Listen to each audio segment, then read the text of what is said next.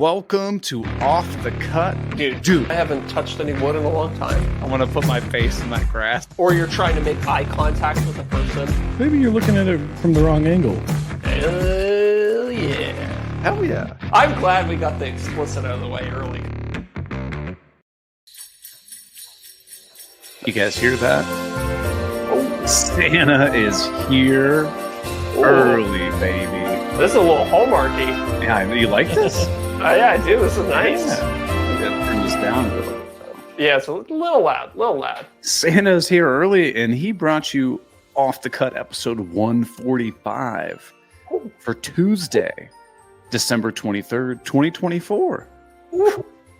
Just go ahead. I was just going to say, this one's for Santa Claus. This is the special Santa Claus edition episode of Off the Cut. Did you happen to know that our buddy Jonathan Katz-Moses used to moonlight as a mall Santa? I did not know that. But I know that his first big business was putting up Christmas lights. It sure was. And you know what his second big business was? Cam tools. It sure is. Unless there's another one that I didn't know about. Yeah, it's like a trick question shit. I don't know his biography that tightly. Oh, you got the explicit out of the way within the first minute, too. Oh, damn it. Oops. Twice. Well, anyway, it's holiday season, which means the perfect time to go to kmtools.com, pick up all sorts of awesome stuff, because everything over there is for woodworkers by woodworkers. Hell yeah. Oh, that means, Zach, if it's in their store, it's in their shop. Yeah, sure is. I don't know what this music makes this so much more fun. It does. It adds a layer of levity to it, which I really appreciate. It's like people are listening. They're like, I know this is an ad read, but it's Christmas music, so it's all good. Yeah. But anyway, head over to camtools.com and pick up all sorts of sweet stuff, like the new bourbon blade, maybe the Tamar's 3x3 custom 6-in-1 router jig. And if you want to get $50 off any purchase, all you got to do, that's the ASMR of the bourbon blade. I had to, as soon as he said it, I was like, why aren't I fiddling with my bourbon blade right now? I know. If you want to save $50 off any purchase and be one of the folks that wins a $50 gift card every single month at Cam Tools, all you got to do is go over to patreon.com/offthecutpodcast, sign up for any tier level, and most importantly, you'll get entered to win that gift card. But maybe most importantly and a half, you unlock the bonus episode that we do every single week. Some people might even call it the main episode. Yeah. I mean, look, it's where we get loose. We have a good time. We joke around a little bit more. We don't have to worry about the explicit. It's fun over the after show. It's a good time. Answer questions, do whatever you need to do. But holy hell, we already have 21 comments in the live chat already. Oh yeah, live chat's flying today. Ooh, baby. Yeah. Everybody's ready for Christmas. They don't have anything else to do at home. We made a big mistake. We should have announced our gift card today on the Christmas episode. Could be like a Christmas present. Yeah, but we already did one for December. I know. Yeah. And also, I was thinking, is Jonathan going to do a Boxing Day sale? I don't know. I would assume so. He didn't send me an email about it. Yeah, we didn't get. Okay, audience, bear with us because we didn't get the inside line on this, but I think it's safe to assume that he's probably going to have a Boxing Day sale. So make sure. Oh wait, this is going to come out after Boxing Day, isn't it? Yeah. Yeah. All right. Well, you know what, audience? You snoozed, you lose. This one's on you. We can't do everything for it. What's the phrase you always say? I got to do everything around here. Right. Oh, well, now that we got all the admin stuff out of the way, can I just say the week of Christmas and New Year's, you already got a drink going. Oh, yeah. It's like living. I was talking to Miranda about this earlier. It's like living in the airport. Nobody knows what day it is. Yes. The time of day doesn't exist. You so true. Going out and trying to procure moderately healthy meals gone. Out the window. Any diet, that's on No. pause. You're Yeah. like, go to the gym. Not this week. No. It's like 2:00. Yeah. Yeah. I'll have a beer at 2:00. Yeah. I had one of my buddies came over and we just hung out for the last few hours. Had a That's couple what I'm brews. saying. No big deal. No Yeah. big deal. Couple I midday got- beers. Ordered a I got pizza. a Costco hard seltzer. Oh, I didn't know they did that. Oh, baby. Yeah. It comes in like a 40-pack. Ooh, of course it does because it's Costco. And then an old fashioned in the other hand. So, Oh, double fisting. yeah. Somebody's got to do it. Yeah, no kidding. But you know why I'm doing this? Because you're an alcoholic. Well, no. Because for people who are on my Patreon. All right.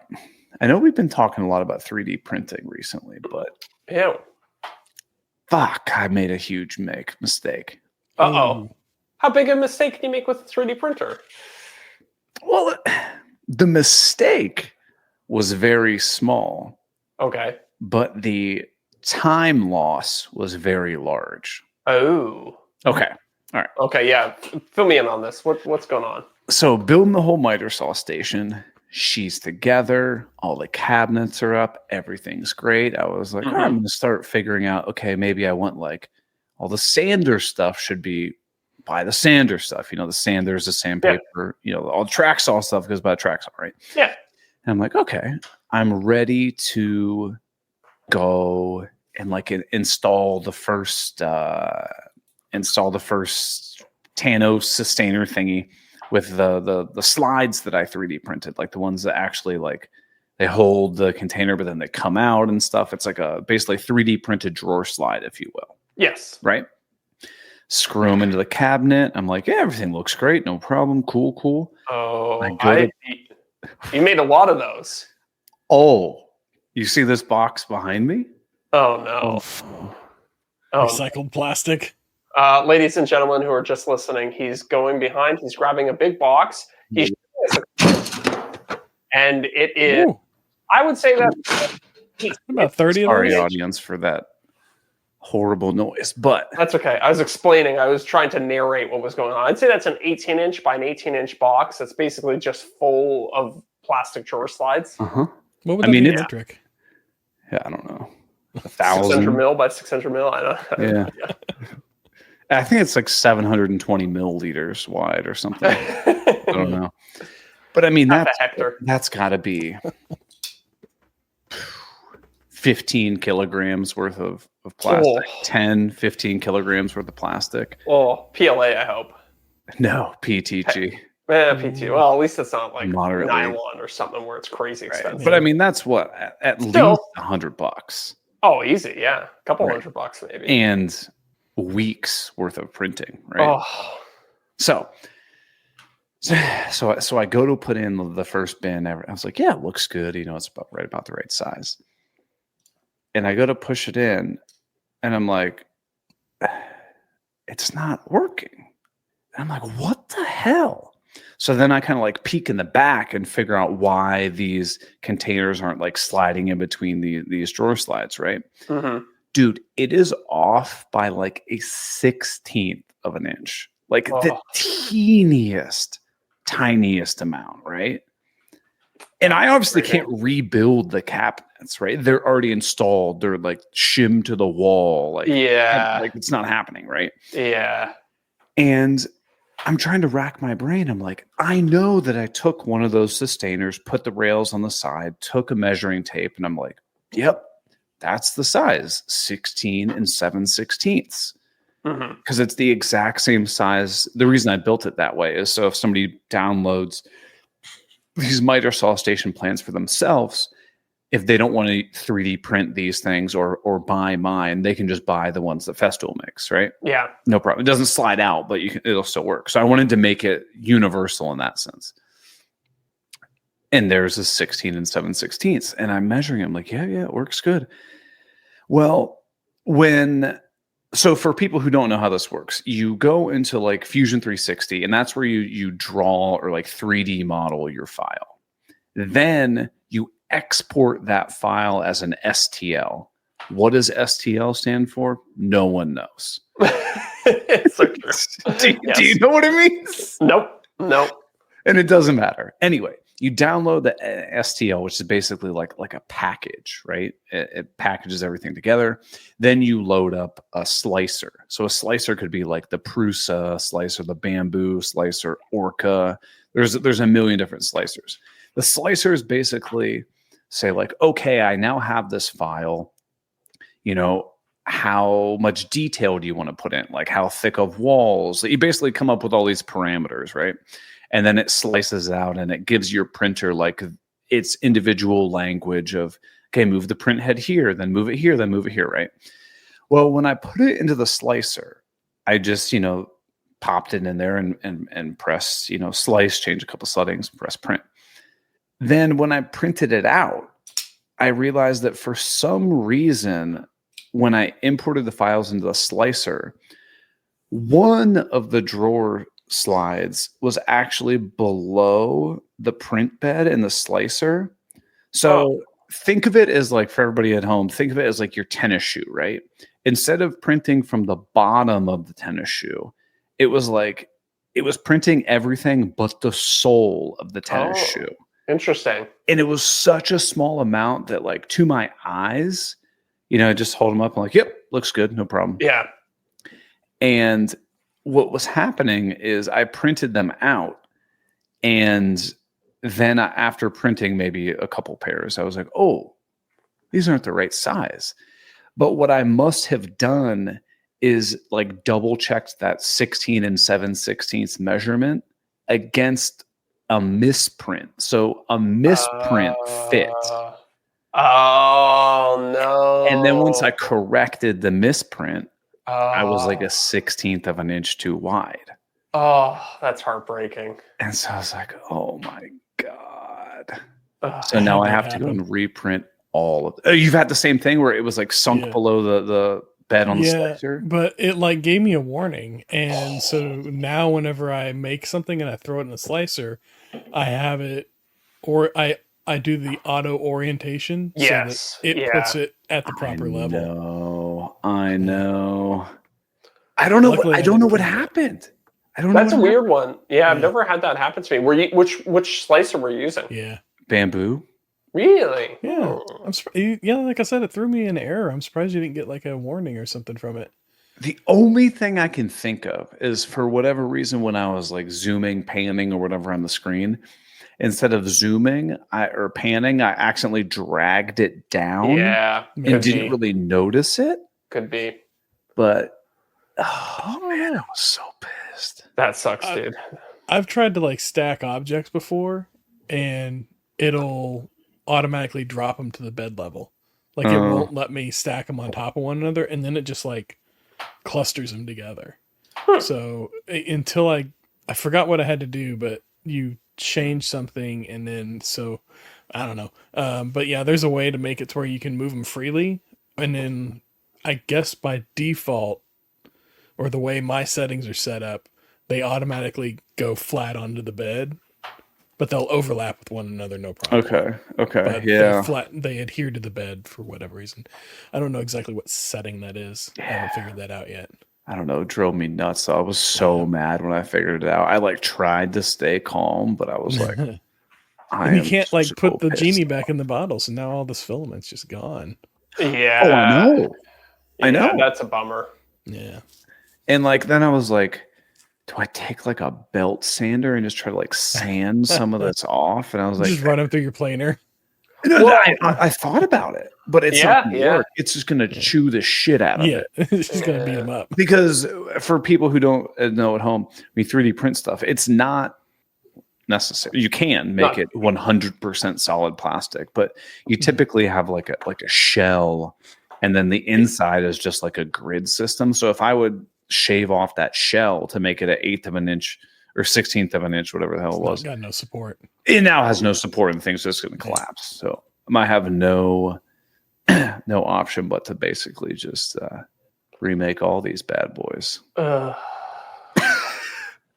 just glad I'm not on a time crunch for this video. Yeah. True. That's you can fake it too. Yeah, you can always just do like one and then show going in and be like, yeah, I did the whole wall, and then just never show show a shot. Super, super far wide shot. Yeah. Somebody's like, I don't think he put those slides in everywhere. Or, it could just be printing in the background while you finish editing it and you do the final shot and just throw it in at the end. Yeah. I have definitely done that in videos. I can't think of a good example of it off the top of my head, but sometimes I'm like, I want to get this video out. I'll just kind of like fake it for like the middle part of the video, and then when I go to shoot the actual outro, I'll have it actually done, and then it goes there. Oh yeah.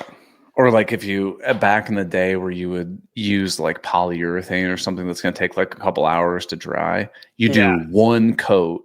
Yes. Film the outro, Looks and then good. you're like, all right, good enough for camera. Now I'm going to go back and actually finish this thing. But totally. I used to hate that so much, especially when I was like trying to work around a day job.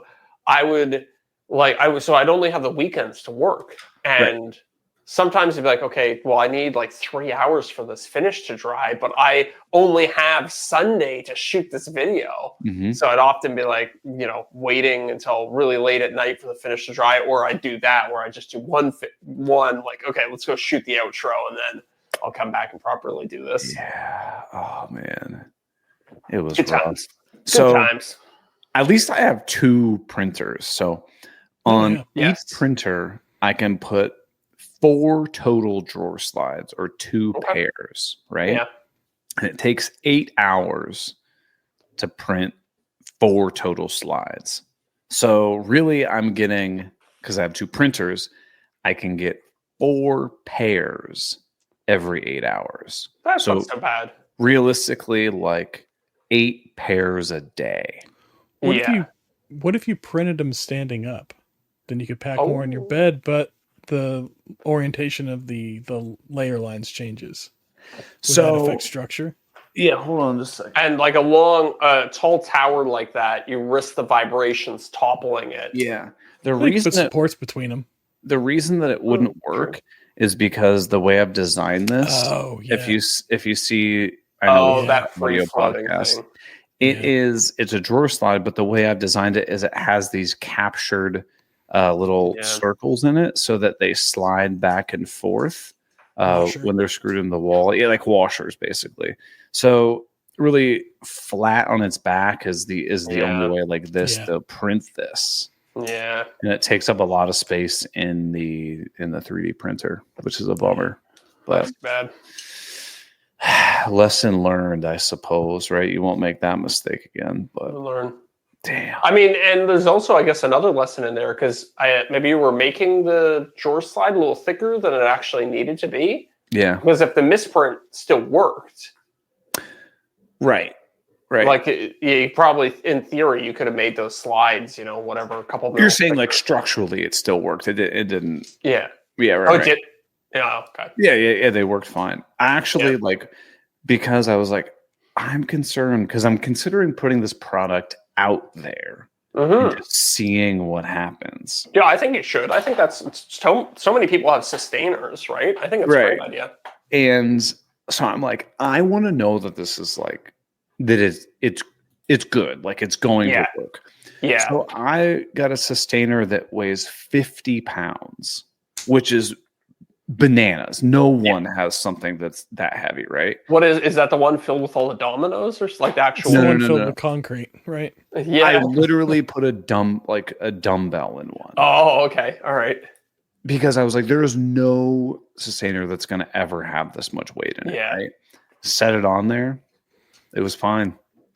Huh. So I'm not, I guess what I'm saying is I'm not concerned if somebody was like, oh, I put a bunch of weight on there, it snapped. It's like, okay, obviously at some point this thing's going to break, but like any Depends reasonable, what you make it out of.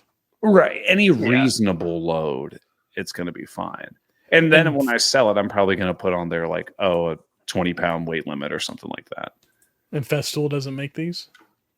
They make one like this, but it doesn't slide out. So it basically just like holds the containers in a rack, but you can't get in anything. You gotta completely remove the container to get into it. Right. So, yeah. So that was my 3D printing fun today. Oh, that sucks. Sorry to hear that, dude. Man. What have you guys been up to, though?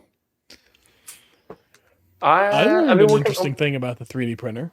Oh, this is a 3D printer heavy episode. Let's do it. I'm not mad about it.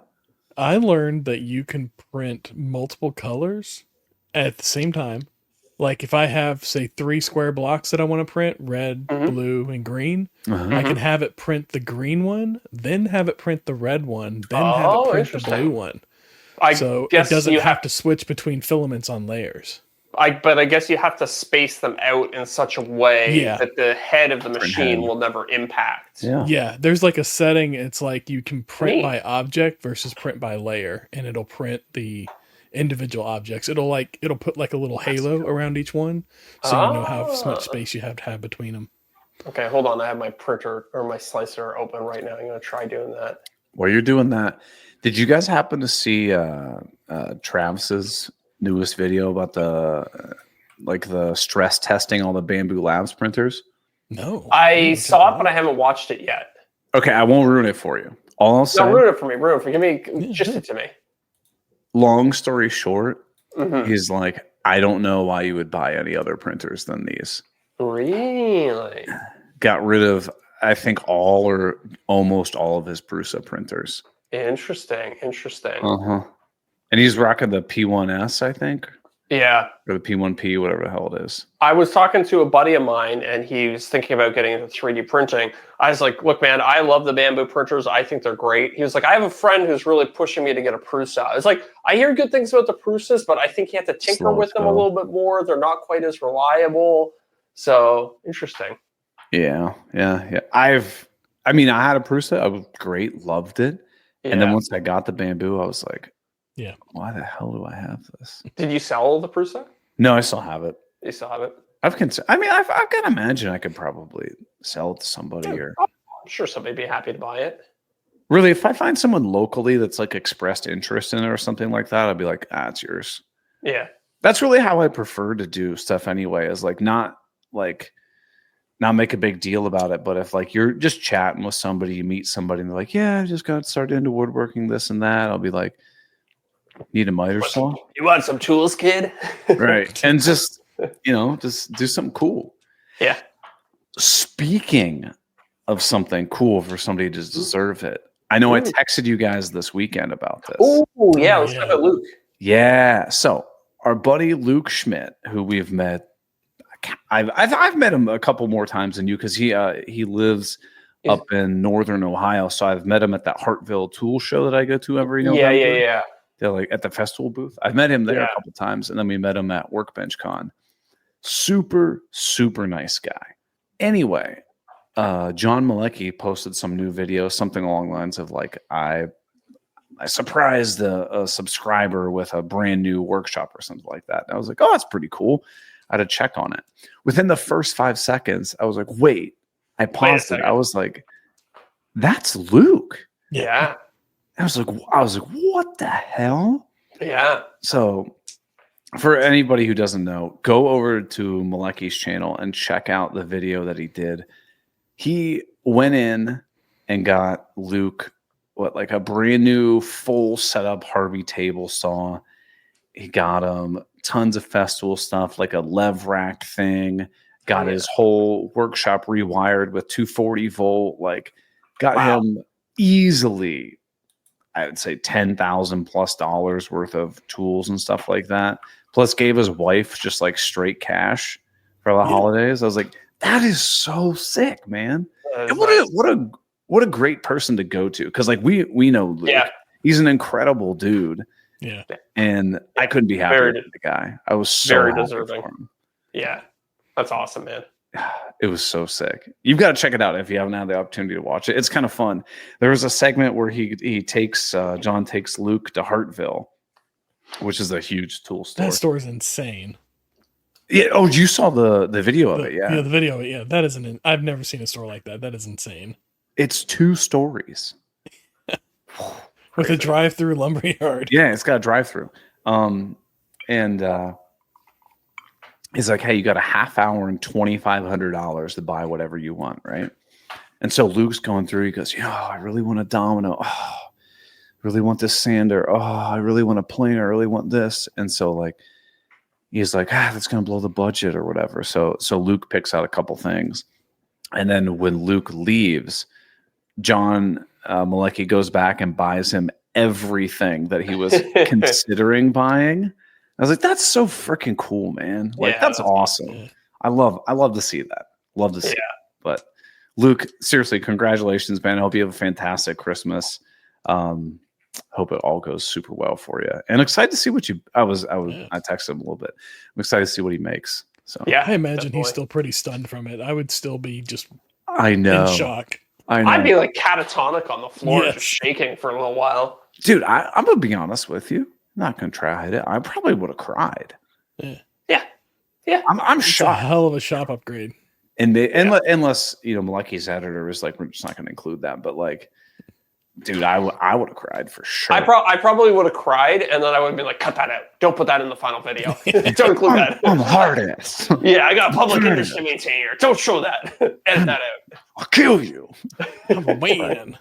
So sick. So anybody, if you haven't checked it out, go to Malecki's channel and follow Luke. Yeah. Check him out. His Instagram following like quadrupled. From I bet. Which is so sweet. Oh, I bet. Nice little bump. Love to see it. But so Zach, what have you been working on, man? What have you been doing the last week or so? Oh man, I was killing myself. I was trying to get 2 videos out before Christmas, and I did. So I'm happy about that. Yeah, and now I got another video that I want to get out for like middle of January. That's my modern place. I'm going to do the PlayStation 1. So another Bamboo sponsored video. So I got some cool stuff planned for that, but I've just been working away, trying to find some time to work on that between all the holiday stuff. Yeah, dude, that tool video.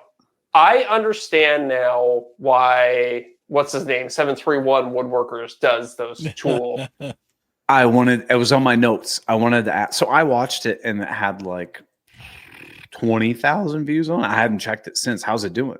I think it's like 175-ish now. Fantastic. So I tinkered with the thumbnail a little bit, and that got me a nice little bump. So good lesson for all you kids out there. I was looking at it. Average view duration's pretty crappy compared to my normal videos, but I tinkered. I got the thumbnail, the click-through rate up higher, and it started taking off again. And I always include a little thing in my videos, like, "Hey, here's a cool tool that really helped me on this project. Link for it in the video description." Mm-hmm. The difference between that and a straight-up video, like, "Here's a bunch of tools that I really like." Yeah. Man, my Amazon affiliate thing, I'm actually going to hit some of those crazy stretch goals that they have for the Amazon affiliate thing, which I thought there was like no way I'd be able to hit anymore. Right. Yeah. Oh, so do you have the same thing as me where they had those bonuses? You look at it and you're like, no way. When they first started, they were really easy. So hold on. So Amazon has this program where you can share links and then you get a little kickback for it. Like you get like 1 to 2%, something like that. Not that much. And then they introduced another program that's layered on top of that, where if you hit certain targets every month, they'll pay you just a straight cash bonus. Right. So let's say it used to be if you sold through like $5,000 in affiliate revenue, they give you an extra or less. Yeah. And so it was pretty good for a little while. It was actually pretty easy to hit the targets. Sometimes they were like, the highest one would be like, if you sold through $10,000 in a month, they'd give you like an extra $300, $400, $500, something like that. But then all of a sudden it went to, okay, now you have to sell $25,000 to hit the bare minimum. And if you don't hit the minimum target, then you get nothing. You have to kind of clear that minimum barrier before you get the bonus. Right. So last year I was hitting them pretty consistently when they were nice and low, but then at the start of 2024, they went really high. Right. And I just gave up on them because it was like impossible to achieve. Right.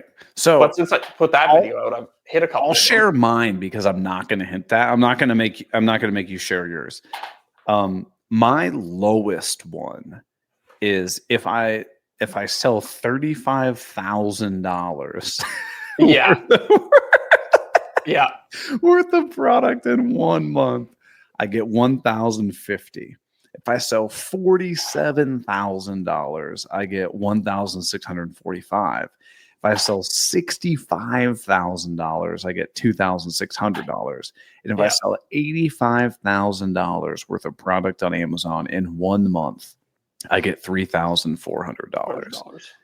So like, I'm happy to share that because I'm obviously nowhere close to hitting those numbers. Yeah, I'll be honest. I'm on the same ones. Oh, and fantastic! I might hit that $65,000 one. Dude, that's fantastic. I know, but the thing is, like, okay, but if I roll back to the month before, right, I'm not even a third of the way. And the month before that, I was like a quarter of the way. So it's crazy.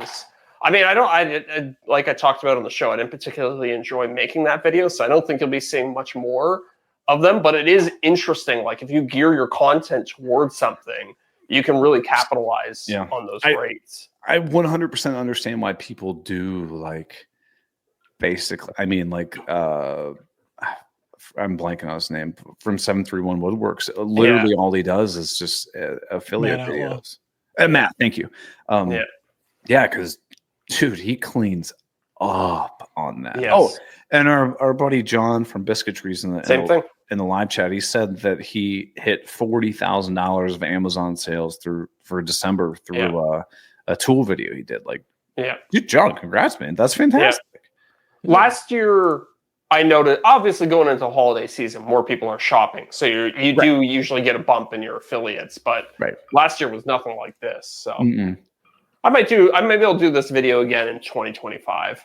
Yeah. My tool video is it's like just under 100,000 right now.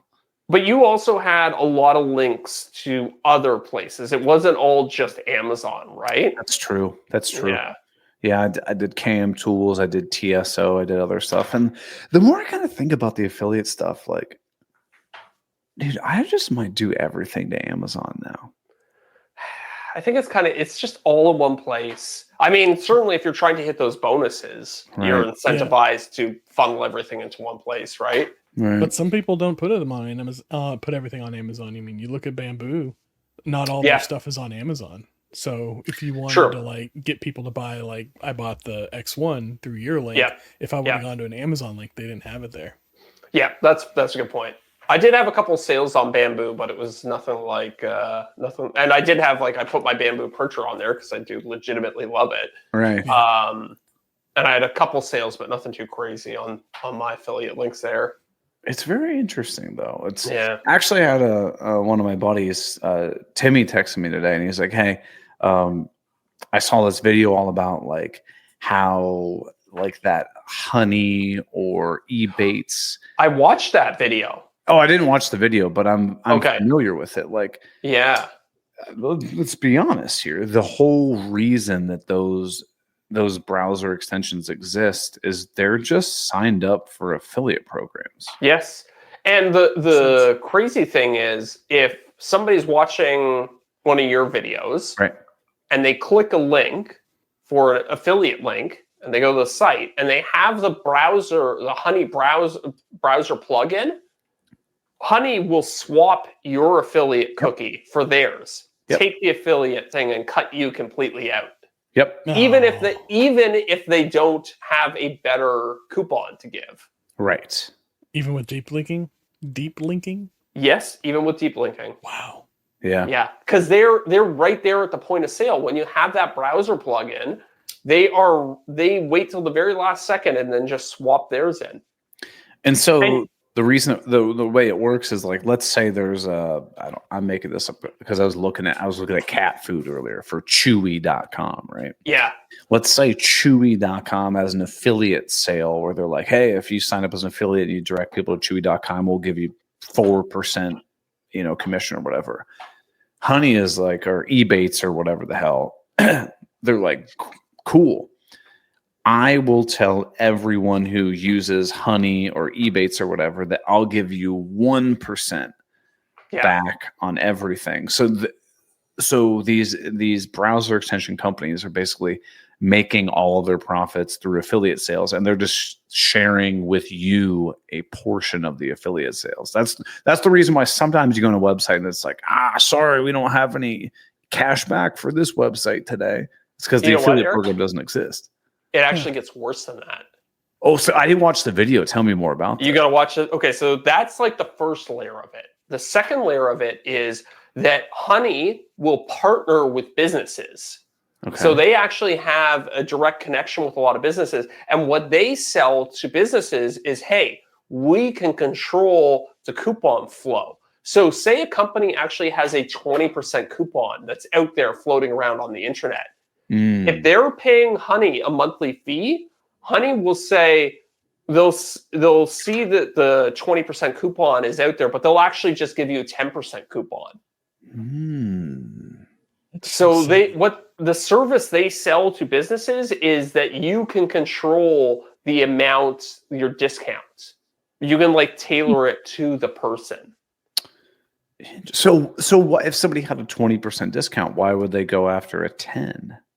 Well, because they don't know. So when you have the Honey browser plugin, you're basically bought into using Honey. Like, how many times have you gone to check out for something, used Honey, and it's been like, there's no coupon or there's a 5% coupon? And you're like, okay, I guess that's the best there is. I won't bother going to Google and searching myself. Nothing. Yeah, and it's like you as the user, you kind of trust Honey. You're like, I guess they looked everywhere they possibly could, and this is the best possible one. Well, it turns out it isn't. It's just the best one that the business is okay with you using. That's some shady stuff. Are they a subsidiary of Woodpeckers? Yeah. They are a subsidiary of PayPal, actually. Oh, so that makes sense.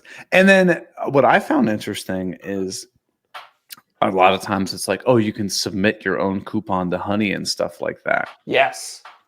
They will squash. If you submit a really good one, they will squash it. Yep. What a scam out there. Don't trust anybody, man. You got to get off the grid. Uninstall the Honey plugin for sure. Yeah. This episode's title is the one where they spill the honey. Yeah, definitely. You like that one? Definitely. Yeah. Not a bad idea. I like it. The one where they Winnie the Pooh it? Oh, that would be the episode where there's a couple, I don't know, this is probably a year or two ago, where I had to stop in the middle of the episode because I had to take a Winnie the Pooh, if you know what I mean. Oh, but that's nuts. That's nuts. I mean, the honey thing. The honey is crazy. There's another one too that's very similar. Well, so was this the video where it was like it was all like the Mr. Beast and like MKB and a bunch of YouTubers that had like devil eyes or whatever? I didn't watch the video, but it popped up on my recommended feed today. You know what? You should watch it. Watch it because it's interesting about the honey thing, but it's also a really well-made YouTube video as well. Because you watch it for like the first 5 minutes, you're like, damn, honey is pretty crappy. And then the guy's like, but wait, it gets worse. And then he does another like 5 minutes. And it's like, but wait, it gets worse again. And it just like it's a very well-structured video from like a video making standpoint. Yeah, very interesting. Very interesting. But because I started with my buddy Timmy, he texted me, he's like, hey, how much like affiliate percentage do you get on Amazon or whatever?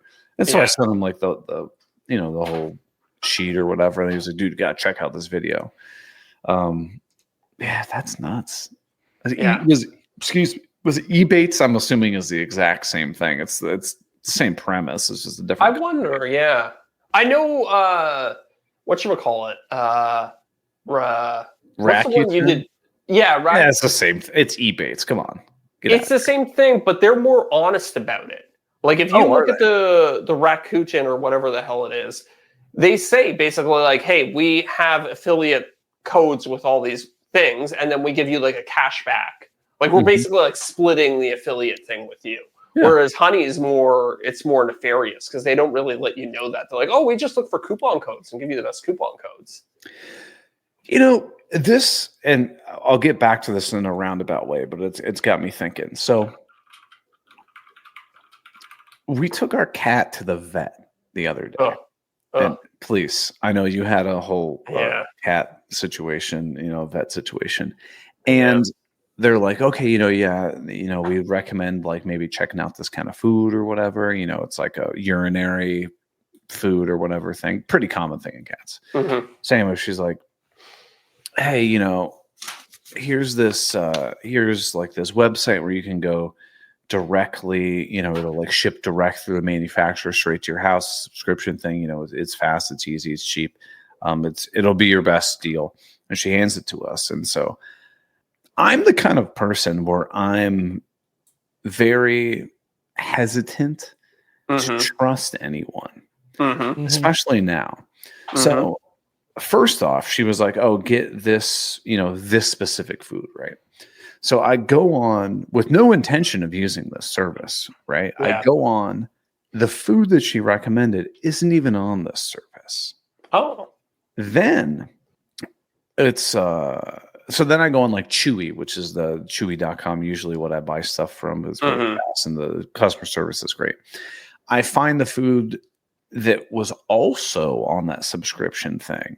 And wouldn't you know, it's like 40% cheaper on Chewy. Really? Yes. Oh my God. So when something like that happens, do you think the vet is lying to you because they get some sort of kickback from absolutely they do? Yeah. Because when I went on the subscription website thing and even pulled up, it was like, "Oh, Eric Spenceley for Cat Eleanor at XYZ veterinary thing." So it was 100% tied to them. Yeah. And I'm like, fuck you, right? Yeah. I don't trust any vet that sells the food right there. That's just they're marking everything up. They're in it for, sales and stuff. And so the brand that they recommended, I did some research, figured out exactly like what the goal of the food was and stuff like that. And then I did my own research and found a brand that I know is to be of high quality that is the exact same damn thing that's even cheaper than that. Right. So I was like, I'm just going to get this. They wanted me to spend like $140 a month on a bag of dry food. Fuck you. 100. Whoa. Dry food. Dry food too. Wow. A 14-pound bag of dry food was $140. I spent like $20. I know. Bag of dry food. Meow mix. Yeah. Like, get out of town. But so what I'm saying, my roundabout connection with that is like, I don't trust any business or service. So like Honey, they're like, "Hey, here's the best coupon we could find." I don't trust you. I'm still going to go look for a coupon of myself. And like, yes, I have very little confidence in most businesses. There are few businesses that have my confidence, and it's also very easy to destroy that confidence. What legit looking web or e-commerce business probably sends you the most red flags? Oh, good question. Okay, I got one for you. Okay. Go to xtool.com. It's my laser, my laser cutter. Everything about that website just says scam. Yeah. It is very weird. It has like emojis and like flames and stuff all over it. Yeah. Like, I'm like, oh, get out of here. Things are perpetually on sale. Yeah. Harvey Woodworking. Oh, I got a pop-up for free machine! Exclamation point. Right. Yeah. Ends in 2 minutes. Harvey Woodworking is another fantastic example. Like, they make incredible stuff. Yeah. But their website. Oh my God. I want to kick lightly their marketing team in the nuts, because you will check like hour to hour. They will have hundreds, maybe even $1,000 swing on the price of some of their tools. And it just seems so damn shady. Yeah. Isn't there a place on like Google where you can go and you can track, you can see like the price changes of something online, like in their shopping? But do you trust that? I mean, after we talked about Honey, at what point do you, where does your trust lie? Yeah. That's true. That's very true. Well, some companies, so Honey always set off alarm bells for me, because I was like, how do they make money? Because what they sell themselves is a browser extension that finds coupon codes and automatically puts them in for you. So once I saw, like, I understood that it's like, okay, maybe this is like some guy's passion project. He made it in his dorm room in university. But then once I saw them like sponsoring YouTubers and stuff like that, I was like, how are they making money? How are they paying for advertising? Yeah. So another good example of that was FTX. Do you guys remember? It was like a big crypto thing. Yeah, it was a crypto thing, and they were like paying Tom Brady and was stuff. that the Matt Damon thing that Matt Damon got sued out the ass for? Yes, yeah. So my buddy showed it to me, and he was he was like, "Oh yeah, they pay me like 7% interest for having my money in their accounts," and I was like, "But where are they making Where are they making money to pay you 7%?" And he was like, "Oh, I don't know." He's like, they got a system or something like that. I was like, I don't know, I don't trust that. And then lo and behold, a couple months later, comes out that it was all a big scam. Smoke and mirrors. Yeah, smoke and mirrors, baby. So anytime you can't figure out how the person on the other somebody's giving you money or giving you something of value, and you can't figure out where they're making money, immediately I'm like, whoa, what, huh? That's what I always tell my kids when they're like, oh yeah, this thing's free. I'm like, no, nothing's free. Everybody is making money somewhere. Where are they making the money off of this? Ooh, did you guys? Such a cynical mindset, but it's true. It's true. No, I don't think it's cynical. Like, I mean, there's no free lunches in life. Yeah. Did you guys have Columbia House when you were younger? Yes. Yeah, where you get like 12 CDs for 12 pennies or something like something crazy like that. But then you gotta buy like 5 CDs at like $30 a pop. Yeah. It was this weird mailer thing. They used to have this like super BMG was the other one. Yeah. They had like stickers, and you would like peel the stickers and put them on a sheet and send it in, and then you would get you get 10 CDs for 10 cents or something like that. They did the same thing with VHSs and DVDs too. Oh, did they? Oh, I never saw that. I just saw it for CDs back in the day. Yeah. So I clicked on a Reddit thing, and it basically says that it basically forces you into a contract where you had to buy a number of CDs at an inflated price. Is that what it is? But it was a non-enforceable contract was the thing. So people would sign up for it under false names and get a bunch of free CDs and then just never do anything with it. Because they never took down your credit information or anything. Like I signed up for my first one when I was 12. I remember them being in like accountability for it. It was in like newspapers and magazines. It'd be like a little add-in thing, and you would literally just like say, "I want these CDs," and then they would send them to you in the mail, and then they would try and get you to buy more afterwards. Yeah, they went. But I remember, they weren't collecting enough because nobody was paying them. Yeah. And then I think they had like a thing with like some artists where they were selling music that they didn't have the rights to sell. And they were, and I think BMG was the one that was cloning the discs and the jewel cases and then selling those. And that was kind of an issue. Interesting. They weren't giving money to the artists. So, do we have to spill the beans to all the listeners of why this podcast is free? Yeah, sure was. Yeah, I think everybody knows it's at the start of the episode. Yeah. And it's also our beautiful patrons who support the show. That's right. It's a ploy to get you to sign up for Patreon, which, by the way, this is top of the funnel, and we're trying to funnel as many people as we can into Patreon, where we can then deliver them the after show and hopefully keep them. Right. Well, really, it's the bonus show or the main show, if you want to call it that. Yeah. True. But let's cut the shit here. We give you a free podcast and then try to convince you to sign up for Patreon. Once you sign up for Patreon, we're actually brainwashing you. And once you've listened to enough after shows, we start asking you to sign up for a management seminar that's several $1,000s. It's a multi-level marketing plan. Marketing thing. And then you're build your downstream. You are joking, but that is kind of...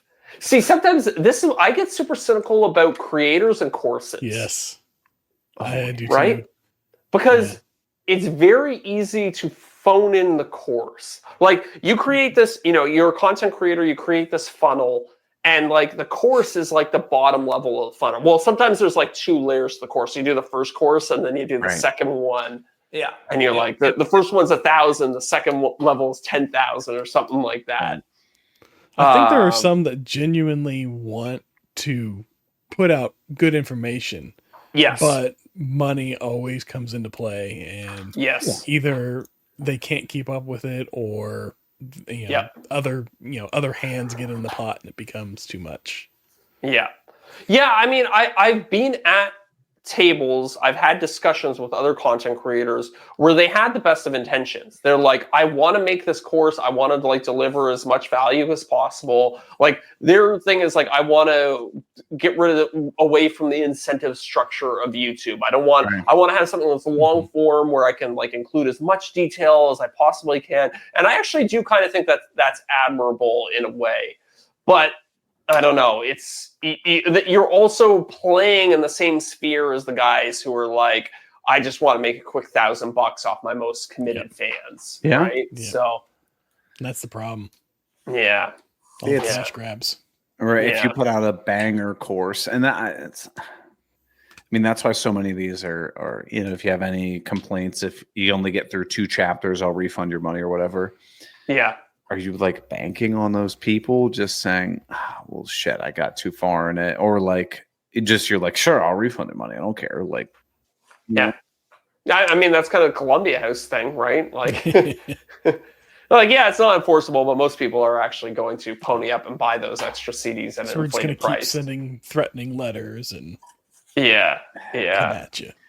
I like to give people a benefit of that doubt, though, that I think that most people are inherently good, though. There are definitely some bad apples out there. Yeah. It gets weird. I mean, people can think they're doing the right thing while still acting in a self-interested way and then being blind to it. And I don't know. Humans are very complex. Yeah. Yeah. I mean, multifaceted. But truly think of it. Let's say that, Zach, you got paid the exact same amount of money, no matter how you filmed, edited, and produced your YouTube videos. You think you'd produce them differently? I certainly would. Yeah, definitely. That's what I'm saying, right? Like, yeah. Mine would be a super linear thing, and I would like include like, I was thinking about this, and maybe this is a good idea. I don't know. Let's jump into it. Like, it would be more of like work with me kind of deal. And I definitely would have way fewer shots. I would have much longer clips too. Yes.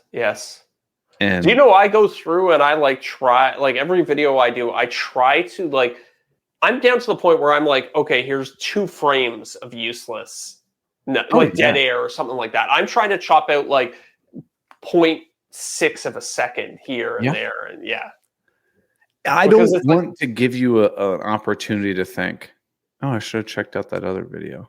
Yeah, maybe this is boring. Maybe I don't want to watch this. Yeah.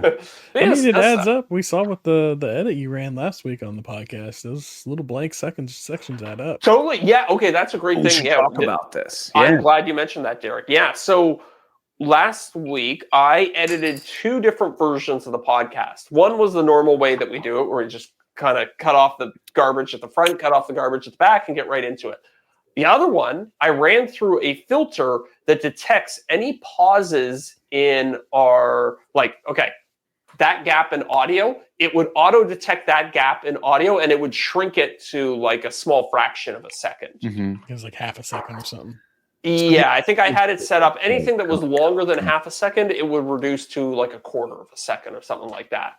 And my thinking was that it would reduce the delay that we have because we're all doing this remotely. Oh, nice. Yeah. Oh, that's not alcoholic, Eric. That's just a regular seltzer water. Cranberry lime, baby.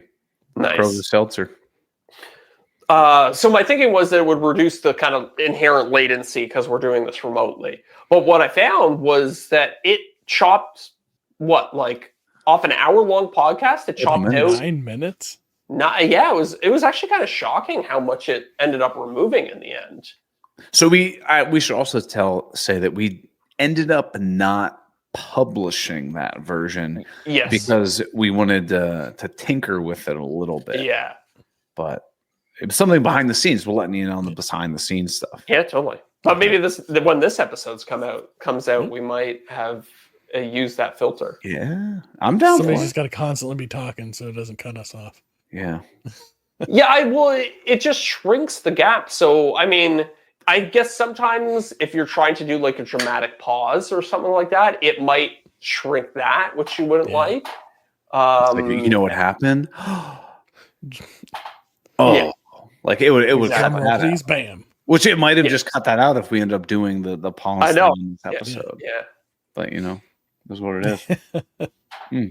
But that's why I was thinking in that mindset of like trying to cram as much information into a small amount of time as possible. It's like, well, dead air, like just get rid of the dead air. We don't need that. Yeah. We're getting very cynical this episode. Yeah, we're right around the holidays too. Santa Claus is coming in 2 days. I know. Come on. I know. Come on. All right. We need to change it up. All right, let's talk I about want to something else. hear. Tell me one good thing that's happened to you this year. If you can think of anything. One good thing. It doesn't have to be like somebody like went out of their way and did something, but just like you just look back and you're like, this is a good year, man. This is a good year. Oh, I mean, it was a great year. I would have a hard time picking just one thing. Right. You know what I mean? You got to. I'm saying, Zach, you got say that you got engaged. I know. Well, that was technically we got engaged on Christmas Eve. Oh, okay. So that was more. Wait, is that more? 1 day more or 1 day less? It hadn't been a year. That'd be tomorrow. Okay, yeah, you're right. Yeah, okay, yeah. Okay. So I mean that's an Yeah. easy one, obviously. We also got our dog, which I'm very excited about. Yeah. I mean, business has been going great. It's just I mean, I don't want to I don't know. Now I'm coming off like I'm bragging, but I feel like it's just No. Yeah. It's not. It's not bragging. We gotta change it up. Deric, what's a good thing that's happened to you this year, man? Well, I think I'm going to stay in the spirit of the room I'm in, getting to meet you guys in person and everybody else, and thanks, making buddy. friends with Joe and all the big top patrons that we have here, Corey and Dadu and everybody. It's been great. I think I mean It's a community for sure. I also want to amend my answer and include all the stuff about the community because I do think that's honestly very true. Like going to Workbench this year was awesome. Going to Maker Camp this year was awesome. Yeah. The BYOC calls that we've got with our Those are great. That's been a great addition. It's just can't stop winning. It's fun. Like, it would be very easy to be very solitude with what we do, right? Yes. But to have, every week we get together, we chat, we have guests on, we have, patron interactions on the live chat, everything like that. And the BYOC calls once a month. And then we get a giveaway give away Jonathan's money every month. Like, it's true. It's awesome, man. It's fantastic. It's, yeah. It's getting me geared up because one of the things I want to do, I announced it in one of my videos towards the end, is I want to do some sort of like ridiculous giveaway. Like, I mean, like not On even personal like channel. Yeah. Not even like, I take all the credit for it, but really I'm just partnering with a brand who paid for all of it. Like, I mean, like, I don't know, do something sick, like get somebody like, I don't know, like send them a 3D printer or like. Okay. So I was going to ask, do you want to do more of a monetary type giveaway thing or a time giveaway to somebody like a top patron or something? I don't know. Yeah. All right. But I just want to do it. The way I want to do it is I want people to nominate other people. Oh. I don't want you to enter to win. I want you to tell me why so-and-so down the street deserves to win. That's how I want to do it. That's fun. So like a tag them in the comments below type of thing, or something like that. Yeah. And I kind of hinted at it at in one or two of my last videos where I'm like, hey, if you could do any sort of giveaway, what would you want me to give away? And Ooh. obviously you get a lot of like table saw. Money. Yeah, money, like, you know, a car or Tools gift something like card. that. But some people have a really good idea. Some people are like, you know, like a Home Depot gift card or like a Rockler gift card, so Yeah. that somebody can get exactly what they need or something like that. I was like, What about if you did a video and you built a thing, made a set of plans for it, and then you gave away gift cards that were like would cover all the materials for that project? oh, that'd be cool. So it's like not only will you get the plans, but you also get, or you could even tie it into the plans. You could be like, if you buy the plans, then I'm going to pick like 10 people and give like, maybe that's a little self-serving if you do buy the plans. Maybe just do like a straight giveaway and be like, 10 of you will get the plans and a gift card equal to the cost of materials for this project. Like basically, hey, if you buy these plans or whatever, I'm going to pick 10 random people. Yeah. But then it's kind of juicing it. It's like it's almost like you're almost doing it to have more people buy the plans. I don't know how logistically possible it is, but what if it was something like your patrons, you do a drawing, you pick a patron, and then they get to pick a build for you to make. Something under a certain size and price constraint. Yeah. Then you make a video about it and send it to them. Yeah, that's a good one. You could That scares me. I'm sure there's a fun title thumbnail in there too, like my patrons pick this build, or You're right. Yeah. I think that's the only way you could do it. Yeah. If it wasn't an interesting build, if somebody's like, I want you to build me a 3 foot by 5 foot bookcase, you're like, yeah, shit. Yeah. Right. There's got to be or have them submit ideas within a certain range, and then have them vote on which one they would like to see built. I always think it's more fun, like the more annoying the build is. Like your patrons like, build me a built-in bookshelf. Glass. Yeah, that's glass. And it's also 10 foot tall by 16 feet long. You're like, oh no, how am I going to do this? Oh. Or they give you the idea, but they have absolutely no input on what it looks like or the design. And then you like those photographers where you're like, hey, can you have me removed from this photo? And they go in and they like go crazy with it and they do all this other stuff. You just go in and like, instead of like a bookshelf, it's got like flames on it and it's got wheels and it has a TV that pops out of it or something race crazy. Yeah. Hot Wheels race carpet. Yeah. Or it's like this tall. Yeah. Well, Dadu had an interesting question. He said, how, like basically a year from now, what's one thing now that you wish you could respond to that question with next year? So basically, at the end of 25, what's one thing you hope that you can say went well, or that you were grateful for, or something like that? I've got mine. I want to say that I'm super grateful for seeing how well the Patreon community has grown. One, because we're working on revamping that. So in the show notes, there is a link to a survey that we want to hear from you guys about how we can change up Patreon. Yeah. Because the whole goal of it is to build a bigger community, so we have more questions, more topics, more things to riff on, and truly just get to meet other people. Like the BYOC call that we do every month, where we get a live chat with people, is so cool to meet all these folks. Not face to face; it's over the computer, but it's cool to meet people. So I would love to see that community grow even more. Yes. Yeah. And with that, it allows us to make it easier to get guests or other people on the show. As people are like, all right, well, what sort of traffic are you pulling in? It's like, okay, well, if we got, 2x our traffic or something on the podcast, it's easier to get other guests and stuff like that. But the other thing that I think I want to be grateful, or like be like, man, that went really well last year. I want to put out, and you guys are going to laugh, I want to put out more YouTube videos. Yeah, I'm right there with you, man. That's mine yeah. too. Yeah. I'd like to be consistent. I'd like to Okay. nail at least once a month. Yes. Yeah, that was my goal last year. It didn't happen Yeah. for reasons, but this next year, that's my goal. Once a month. That's my We'll goal see too. how that happens. That's my goal too. Because I look back, I'm like, oh, these videos did well. And I'm like, there's a 2-month gap there, or like a 70-day gap there. I was like, oh man.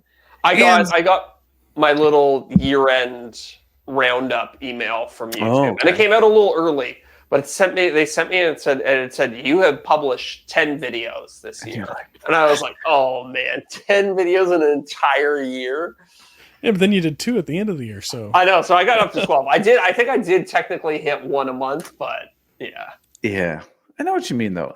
And that has nothing to do with like, I want to put more videos out so that like I'm making more money. Sure that comes with it, definitely. But like, I want to challenge myself more and build more things and like push myself and be like, oh, this was a little uncomfortable. Like, I just want to get more done. Like, I want to be more prolific. You know, like if you were like, I don't write books. I make YouTube videos. That's like kind of my thing, or at least for right now it is. So I feel like the more I can do it, the better I get at it, the more enjoyment I'm bringing for other people. Like, and I enjoy it. Like, I have so much fun. Like, building some stuff, and I take my footage, I go on the computer, I'm like, oh, that was a sick shot, and like, that's gonna be good. Like, I'm already like, as I'm editing, I'm like thinking about what I'm going to talk about and stuff like that. It gets me excited.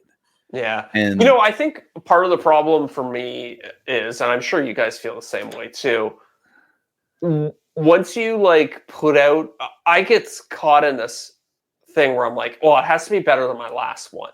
It has to be harder than my last one. Like, I always have to like push myself, which I think is good in a lot of ways because it keeps the videos interesting for both me and the audience. But sometimes it does get in the way of trying to get out a video every single month. I feel that. That. It's like you gotta intentionally throw some smaller ones in there so that if you have a project that's going to take an absolute eternity, like, it's okay. Yes. Yeah. I think there has to be worms. Yeah. There has to be a couple like toolless videos thrown in there throughout the year. Oh, it's a toolless, a compilation video or compilation video. True. Oh yeah, one of the 10 that I published was a compilation video. So even that's like, dude, my compilation video is still crushing. Really? That's awesome. Oh, it's doing great. But now I'm like, oh, do I cut up the compilation video even more so that it's not 2 hours long? Do I do more that are 1 hour long? Yeah. I don't know. I mean, honestly, I would experiment with it. I mean, yeah. Here's the thing, though. We're going to go to the after show and finish discussing this. That's right. Was that smooth? That was pretty smooth. All right. Pretty smooth. So everybody, Merry Christmas, Happy Holidays, or take a next week off, right? Because of New Year's Eve and stuff, right? Yeah, I think so. We'll take it off. I think we discussed that already. So we'll chill. This is the last episode of the year. So everybody have a fantastic rest of your 2023.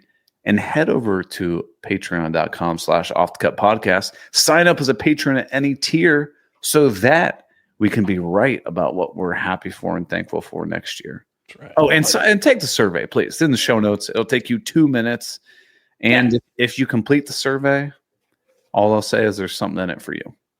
Let us know how we can do better for you guys, the listener. Right. We need more blood. We need fresh blood in the BYOC call. Yeah. True. We need fresh blood. A lot of blood. True. There will be blood.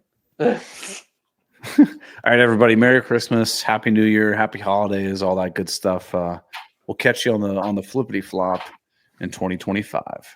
Roll the intro. Yeah.